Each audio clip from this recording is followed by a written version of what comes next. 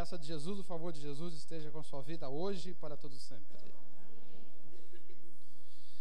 Vamos ler a palavra, 2 versículos nessa noite.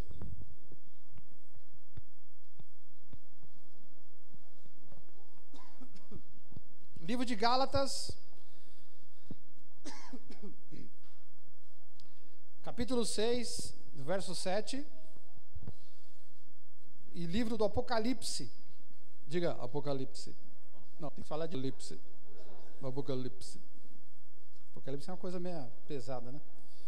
E Apocalipse, capítulo 21, versículo 9. Tá dormindo? Tá dormindo? Gálatas, capítulo 6, verso 7. E Apocalipse. Conseguiram projetar ali. Estava cozinhando galho para eles conseguirem sacar o arquivo ali. Conseguiram. E Apocalipse, capítulo 1, verso 9. A gente está falando nesse mês sobre o semear na igreja. Semana passada eu te falei o que era igreja, expliquei algumas coisas muito importantes sobre igreja, usei uma comparação para te falar sobre igreja, e tudo isso para dizer o seguinte, que a igreja são as pessoas, não é o tempo, você sabe disso, e essas pessoas como igreja, elas são o que elas decidem ser. Em outras palavras, a gente é aquilo que a gente investe, que a gente planta. Se você tem um filho e você não gasta tempo com ele, um filho não brinca com ele, você não disciplina, você não alimenta, não dá educação, então ele vai crescer completamente desviado, completamente torto na vida e vai virar um bandido, um marginal, um desajustado. Agora, se você gasta tempo com seu filho, brinca com seu filho, alimenta, manda para a escola, corrige na hora certa, da forma certa, é claro que você tem todas as possibilidades de que se torne uma pessoa íntegra, respeitada, um cidadão não só da terra, respeitado, mas também um cidadão dos céus. Claro que ele vai encontrar o Senhor. Da mesma forma é com a gente, quanto igreja. Então a igreja é aquilo que ela decide ser. Então se a gente plantar vento, a gente colhe. Se você plantar vento, você colhe tempestade. Agora se você plantar coisas boas, vai colher coisas boas. Se plantar um pé de uva, vai colher uva, vai tomar vinho da videira. Agora se plantar espinho, e a igreja é a mesma coisa. Então nós precisamos plantar na igreja para que a gente possa ser aquela igreja que Jesus sonha para todos nós. Vamos ficar em pé, por gentileza?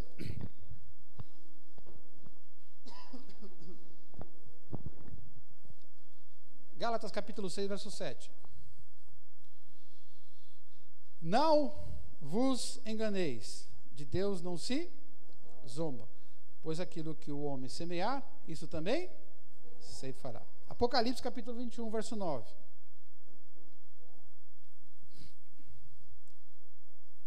Dê uma olhada para a direita, para a esquerda, para a frente e para trás. Veja se alguém sem uma Bíblia. Como compartilhar o livro sagrado aqui, com quem não tem? Vamos compartilhar. Se você estiver vendo alguém procurando Apocalipse lá no Gênesis, dá um cutucão, um beliscão, porque está merecendo. O último livro da Bíblia. Capítulo 21, verso 9. Então veio um dos 7 anjos, que tem as 7 taças, cheia dos últimos 7 flagelos, e falou comigo dizendo o seguinte, 2 pontos. Vem, vou te mostrar, como diz esse texto antigo aqui, mostrar-te-ei a noiva. Quem é? A esposa do Cordeiro. Diga, eu sou a noiva de Jesus. Cubra a sua cabeça, por gentileza, feche seus olhos. Vamos falar com o nosso Pai. Pai querido, nós queremos te bendizer, te glorificar e te agradecer pela hora conosco. Quantas vezes, ó Deus, a gente erra, quantas vezes a gente não só peca, mas erra nas decisões, erra nas posturas, e a gente se enrola, e a gente se prejudica, e o Senhor vai lá e traz a gente de volta.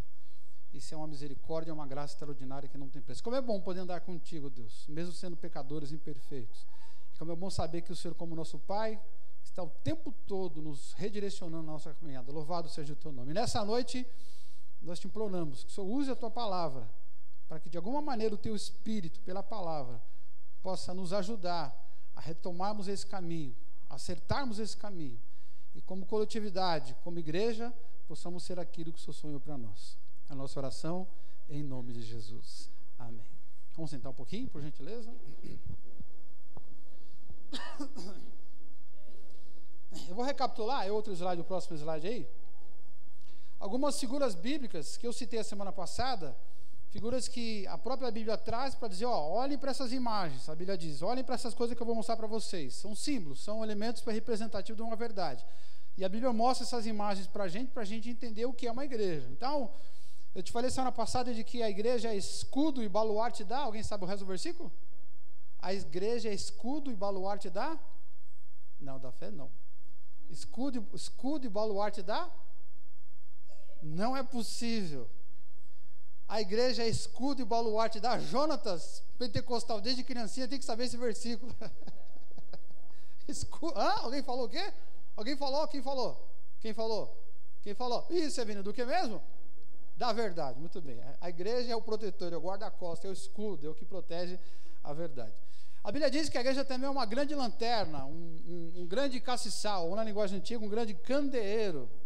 Quando eu era criança, minha mãe falava no tal de candeeiro. Eu só fui conhecer esse trem quando eu viajei com ela para a terra natal dela e vi era um troço de metal com um biquinho preto e saiu uma chaminha, né? Um candeeiro. É uma lanterna, é uma luz. A Bíblia diz que nós somos a lavoura e o edifício, quer dizer, a plantação e a construção de Deus. Somos plantação de Deus e construção de Deus.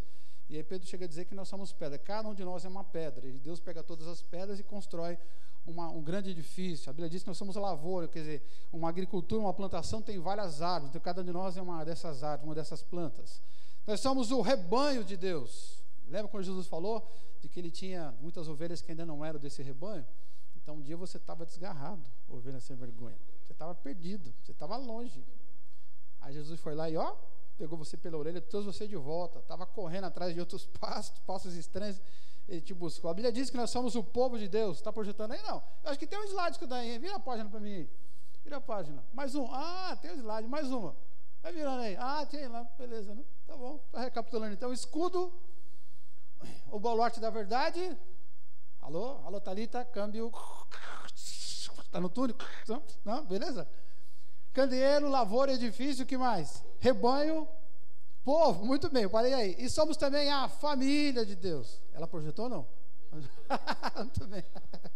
Família de Deus, diz que nós temos um pai que nos gerou na eternidade no coração dele, depois nos gerou na barriga da nossa mãe, e depois um dia nos trouxe, nos juntou, e toda vez que a gente senta aqui junto para celebrar, é como se fosse uma grande família reunida naquela festança de comilança, no final de um feriado, no final de ano, e o pai está sentado na ponta da mesa.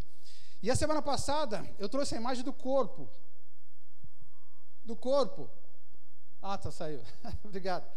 E eu te mostrei como é que a Bíblia mostra que a igreja é como se fosse um organismo humano. E tem vários órgãos, vários sistemas, e todos intercalados e todos interdependentes. E hoje, eu quero trazer uma segunda imagem que eu também acho sensacional. A Bíblia diz que nós somos a noiva de Jesus. Diga amém. Capítulo 21 de Apocalipse, verso 9 que a gente leu. Então veio um dos 7 anjos, que tem as 7 taças cheias dos últimos 7 flagelos, e falou comigo dizendo o seguinte: vem, e eu vou te mostrar, sabe quem? A esposa do cordeiro. Os cordeiros têm uma esposa, mas quem é o cordeiro? O cordeiro é o noivo. João capítulo 1, verso 29, deve estar projetado aí.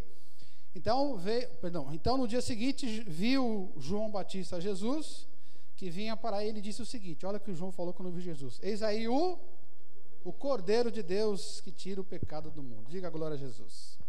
Então, a igreja, o povo de Deus, o rebanho de Deus, a família de Deus, é também simbolicamente chamado de a noiva. E se tem uma noiva, e se tem um noivo que é Jesus, que é o Cordeiro, então significa que um dia vai ter casamento. Muito bem. Eu vi alguém falar casamento. Quem foi? Você já casou. Por que você está pensando em casamento? Pensei que a Dag ia falar casamento. É casamento mês que vem, né? Então um dia vai ter um casamento. E aí, esse trecho eu acho que eu não coloquei lá. Vê se eu coloquei, vira para mim. Eu acho que não. Coloquei?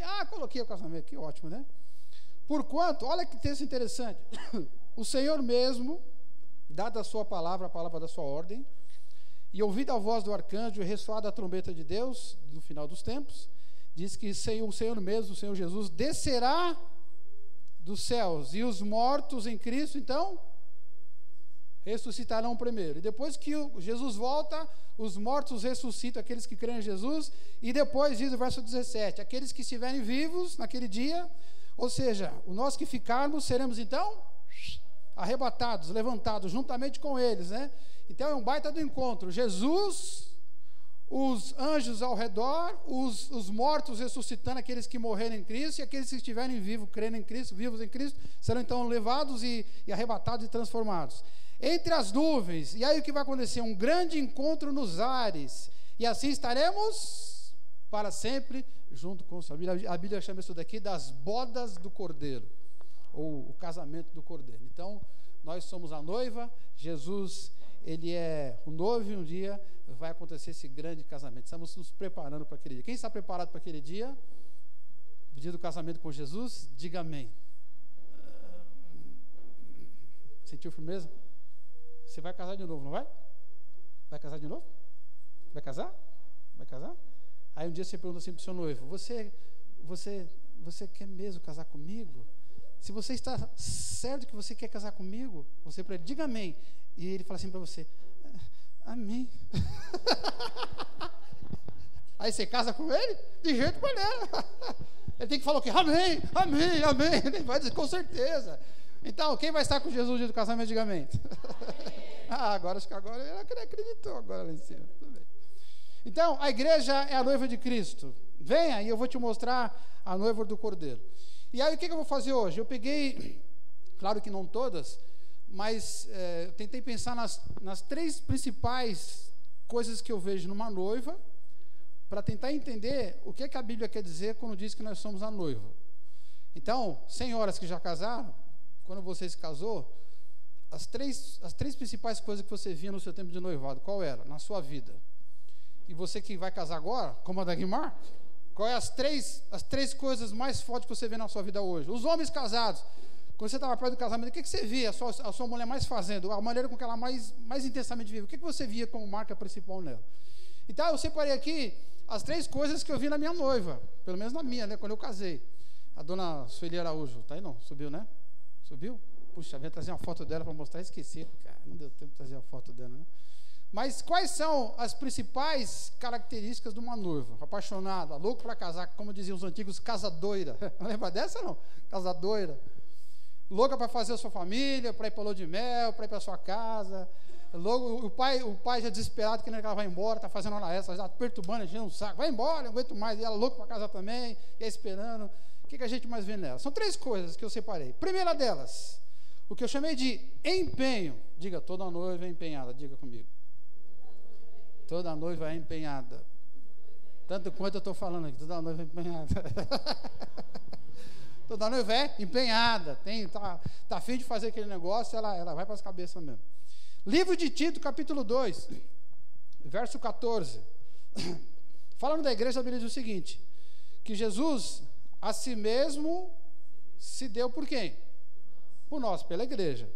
E qual o objetivo? A fim de nos reunir, nos remir, nos livrar de todo pecado, toda iniquidade, nos purificar, e para si mesmo preparar então um povo que fosse exclusivamente seu. E a característica principal desse povo é que Jesus morreu por esse povo, purificou esse povo, juntou esse povo, para que esse povo fosse zeloso de boas obras, ou seja, que ele fosse empenhado naquilo que ele tinha que fazer. Qual é o zelo da noiva? Ela está perto de casar. Hoje em dia, eu acho que não é tanto assim, mas eu lembro quando eu era pequena, na minha casa tinha umas 10 noivas, pelo menos, né? Além das minhas irmãs, que eram muitas, tinha um monte de prima e prima de segundo grau, e a minha casa parecia um albergue da família lá. E todo mundo que vinha para o Nordeste ficava na casa da minha mãe. Era uma loucura. Eu lembro minha mãe cozinhava arroz num tacho desses de restaurante, sabe? E isso numa refeição. E quando iam para a feira no domingo, traziam 4 ou 5 melancias no domingo. E não sobrava nada. A gente saía nos tábuas para ver quem ficava lá com a pele da galinha, do frango, porque era muita gente. E claro, eu pequeno, era o caçula, não tinha, os outros eram o segundo mais novo do que eu, era muito mais velho do que eu, tinha mais de 20 anos, né? E eu pequeno, 4, 5 anos, ficava mais junto com as meninas. E a coisa que eu mais via, elas se empenhando na questão do namoro, do relacionamento e do casamento. Quando eu estava para casar, uma das coisas naquele tempo elas se preocupavam era fazer o tal do enxoval. Você fez enxoval quando você casou a primeira vez? Você fez? Alguém aqui fez enxoval quando se casou? Não? Alguém fez? Ainda se faz enxoval hoje? Não. A mulher ia lá pro braço, que nem a doida, desesperada, né? E voltava cheio de sacola, com aqueles edredom da zelo. Faz isso ainda? Não faz, né?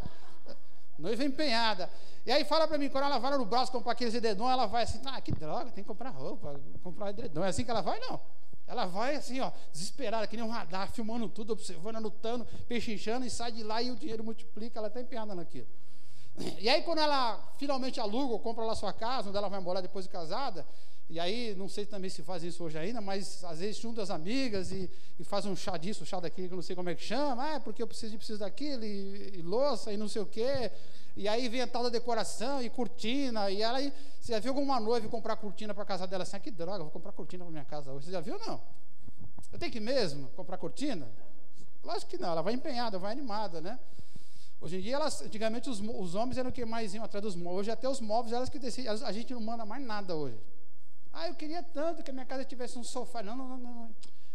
Ela vai dizer, esse sofá faz mal para a sua coluna, não vou comprar não. Mas é muito gostoso. Não, esse sofá não. Ela vai escolher até os móveis, onde você vai espreguiçar. Quando chegar, ela vai escolher tudo, não tem conversa. Então, ela faz isso de forma zelosa, empenhada, porque ela sabe que a vida dela, a casa dela, até o imóvel, se você for comprar uma casa, alugar sem a noiva, você está perdido, você não vai casar com ela, com certeza, né? E o interessante é que todo esse preparo, esse empenho, esse zelo, isso acontece, isso é em função do que vai acontecer no futuro. Ela só vai usufruir disso tudo, dos móveis, da decoração, da casa, do edredom, depois que estiver casada. Não adianta, ninguém usa o edredom antes de casar, vai usar só depois do casamento. E depois que casar, e ela casa sempre com esse objetivo, vou usar e vou ficar com esse marido, com essa casa e com isso tudo para sempre, eu vou até que a morte nos separe. Então, a esposa, a pré-esposa, uma noiva, é uma pessoa muito empenhada. E toda noiva, quando está realmente ali perto do casamento, você vê ela que nem doida, desesperada, empenhada para preparar o seu ninho de amor para quando se casar. Ou seja, se a igreja, então, é como uma noiva, aí você já entendeu qual a analogia que a Bíblia traz. Então, como é que a noiva deveria ser em relação ao preparo da sua nova casa? Se vai ter um casamento, significa que a gente vai morar em outro lugar, não é isso que a Bíblia está dizendo? Vai ter um casamento, e a gente está aqui nesse mundo, vamos morar onde? Então, eu vou te passar umas informações importantes sobre a sua nova morada. Se nós somos a igreja, e se a igreja é a noiva, e se um dia a noiva vai deixar de ser noiva para virar esposa, então ela vai sair desse lugar que ela mora, assim como a noiva sai da casa dos seus pais, ou quando mora sozinha, e vai morar com seu marido, porque vai se tornar esposa. Mas onde é a casa da igreja? Eu pensei que fosse nesse mundo, não. Jesus falou que nós não somos, estamos aqui de passagem, de peregrino, né? Essa vida aqui é fugaz, passageira, nós somos mais passageiros do que nunca. Livro de Hebreus, capítulo 11, não tem projetado, veja na sua Bíblia aí, diz que, capítulo 11, verso 13 de Hebreus, diz que as pessoas que fazem parte da igreja, diz que essas pessoas, muitas delas morrem, vão morrer na fé, verso 13 de Hebreus, capítulo 11, sem ter obtido as promessas, vendo de longe as promessas, e saudando as promessas, e confessando que eram estrangeiros e peregrinos sobre a terra. Em outras palavras, olha para mim aqui por gentileza, a igreja, ela não foi feita para ficar nesse mundo, a casa dela não é nesse mundo, a casa dela é em outro mundo, outra realidade espiritual, e é uma realidade eterna, é o reino de Deus, um outro lugar, uma outra morada, é um reino futuro. Ela não vive, ela não se empenha em função do que está acontecendo agora. Ela tem zelo, ela trabalha, ela se esforça por aquilo que ela vai colher no futuro. Assim como a noiva não compra o seu edredom, não compra o seu enxoval, não decora a sua casa para usufruir antes do casamento, mas depois, na sua casa definitiva, quando ela vai morar com seu marido, assim a igreja também, quando ela trabalha, quando ela se empenha em todo o seu serviço que o Senhor mandou que ela fizesse, e que ela faz por zelo, ela faz olhando para o futuro. Agora, preste atenção, porque muitas vezes a gente tem problemas quando nós, como igreja, como noiva de Cristo, a gente vai fazer a obra de Deus, porque a gente tem problemas muitas vezes, porque infelizmente muitas vezes o nosso olhar não está no nosso futuro, não está depois do casamento, a gente está pensando antes, a gente às vezes trabalha para o reino de Deus pensando em colher aqui e agora, e a Bíblia diz que a nossa casa não é nem aqui nem agora, e que a gente vai colher depois, é um reino eterno e um reino futuro. E o que é que você vai colher quando chegar nessa nova casa? Apocalipse capítulo 22 na sua Bíblia, por gentileza. Verso 12, Jesus diz o seguinte: eis que venho sem demora. E ele diz o seguinte: eu estou chegando, ele fala para a noiva, capítulo 22, verso 12, eis que venho sem demora. E ele diz, Jesus fala para a sua noiva, e comigo está a tua recompensa, o teu galardão, que eu vou retribuir a cada um de acordo com as suas obras. Olha para mim, por gentileza, olha para mim.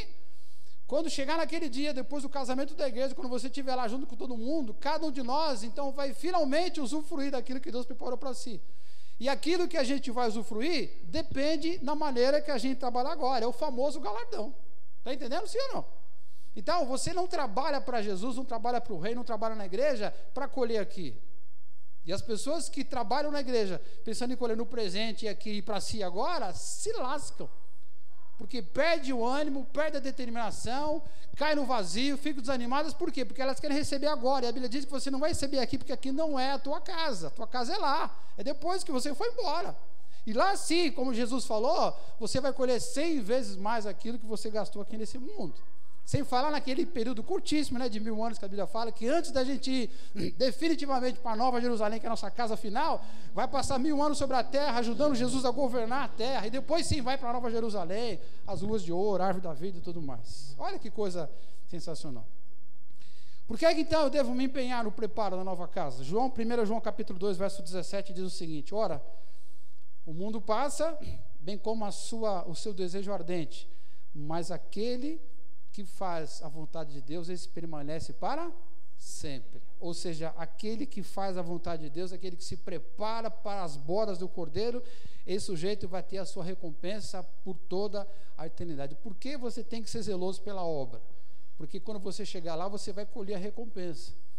E você vai viver não 1 ano, não 10 anos, não 100 anos, não 1000 anos, mas você vai ficar a eternidade inteira usufruindo aquilo que você plantou nos poucos anos aqui na terra, o princípio da colheita, o maior de todos eles. O pouco que você faz aqui, ele vai ser pago 100 vezes mais, e o pagamento vai durar a eternidade inteira. Como é que a gente se empenha? Como é que a gente se esforça? Como é que a gente tem zelo por essa nova casa que estamos construindo? Tito capítulo 2, verso 14, diz novamente que ele a si mesmo se deu por nós, a fim de nos remir de toda e qualquer iniquidade, para si mesmo preparar um povo zeloso de boas obras. A palavra aí é zelo, zelo ministerial, zelo no testemunho, zelo na palavra. Tudo aquilo que Deus colocar você para fazer, faça com zelo, com empenho, igual uma noiva fazendo compras. Ah, mas eu sou meio preguiçoso. Meu, se você for preguiçoso, você vai colher o fruto da preguiça na eternidade. Agora, se você for empenhado, aí você vai colher muita coisa na eternidade. Ah, eu sou um cara que ando por vista, então você está no lugar errado. A igreja é o grupo de pessoas que anda por fé. Você faz em função daquilo que você não vê, e por aquilo que você não pode tocar, não pode sentir, mas vai ver, vai tocar, vai sentir no futuro. Ah, mas eu estou cansado, ah, mas eu tenho outros compromissos. Sei lá, as desculpas para não fazer a obra de Deus são inúmeras. Qual a desculpa que a gente coloca no dia a dia? São várias. Qual que você coloca? São várias. Mas as desculpas não valem nada para Jesus. Porque ele está dizendo o quê? Eis que venho sem demora e trago debaixo do meu braço o quê? O galardão, a recompensa. E a recompensa não vai ser baseada nas suas desculpas, mas efetivamente naquilo que você fizer para o reino de Deus. Quem está entendendo, diga a mim.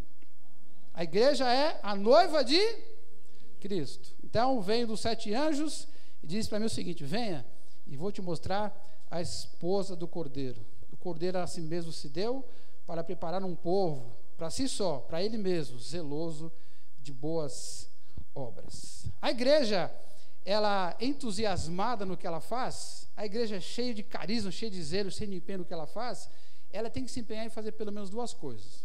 A primeira é falar do noivo. Você já viu uma noiva falando do seu noivo? Você acha que ela fala muito ou pouco do seu noivo?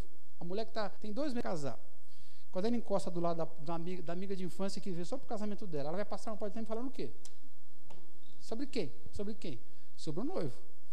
E a igreja? Será que a igreja fala sobre o noivo? Sim ou não? Quem é mesmo o noivo da igreja? Quem é? Livro de Atos capítulo 4, verso 20. Pedro diz assim: pois nós não podemos deixar de falar das coisas que vimos e ouvimos. A igreja que é a noiva, ela fala o tempo todo do noivo, igual uma noiva fala o tempo todo do seu noivo. É natural isso, porque ela está entusiasmada, ela está empenhada naquela situação, ela está animada com aquela situação.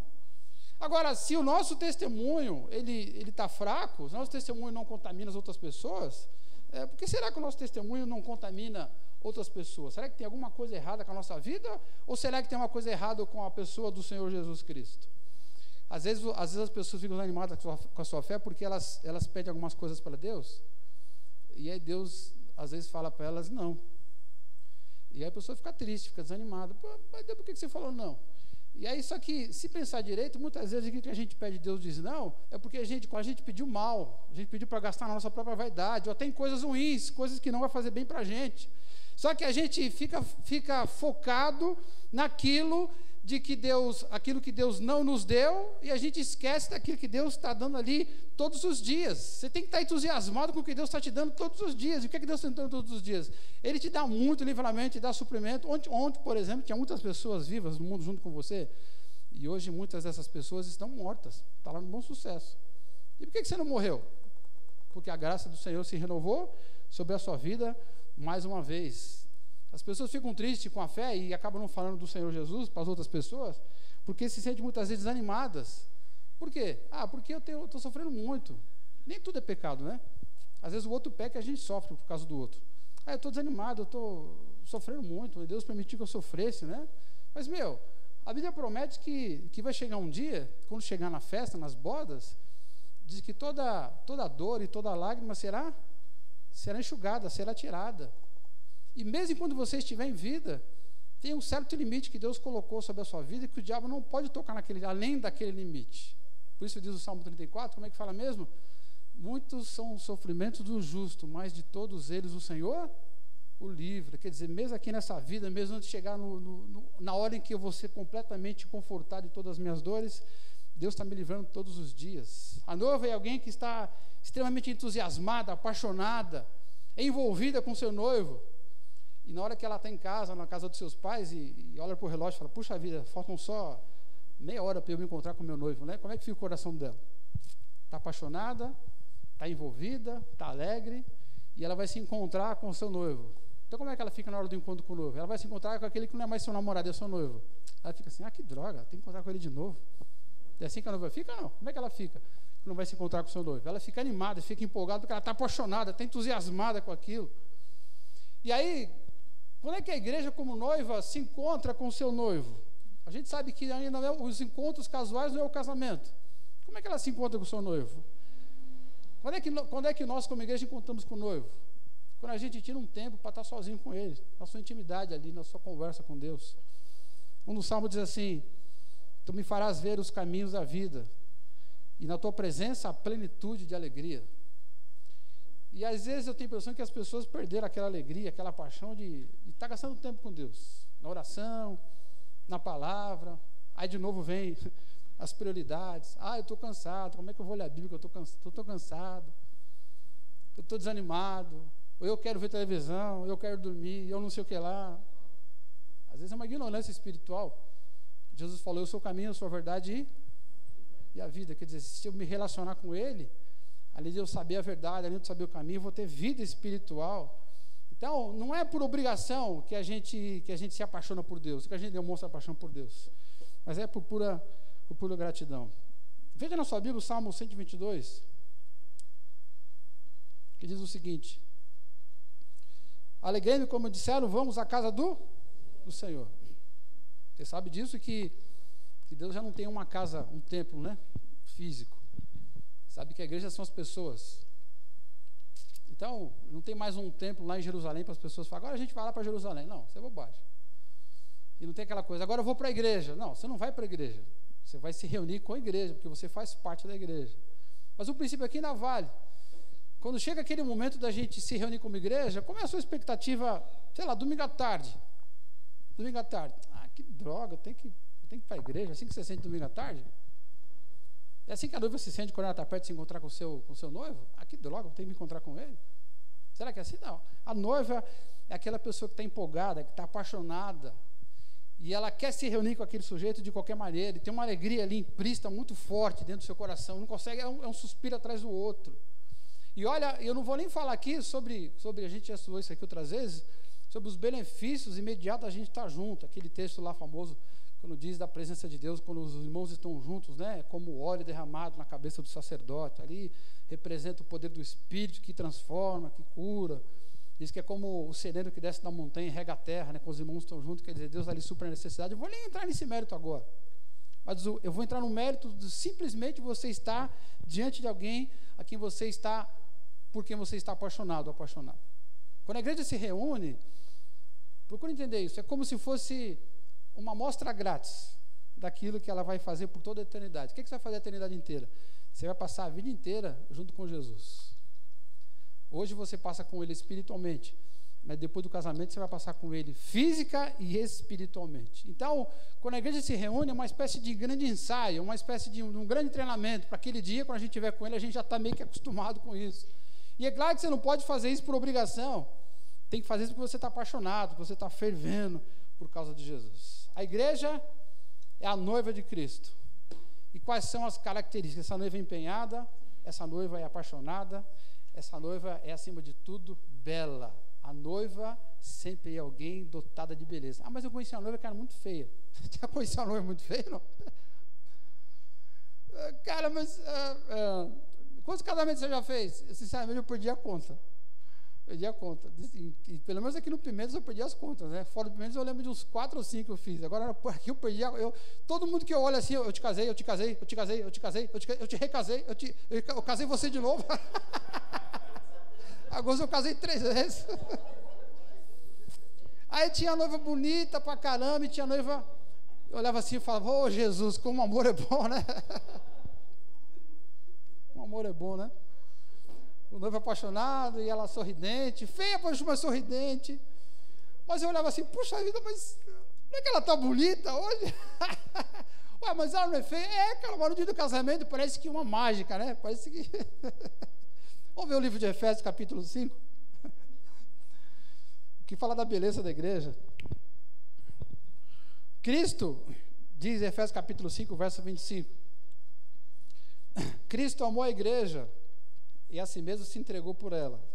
Com qual objetivo? Olha que texto sensacional.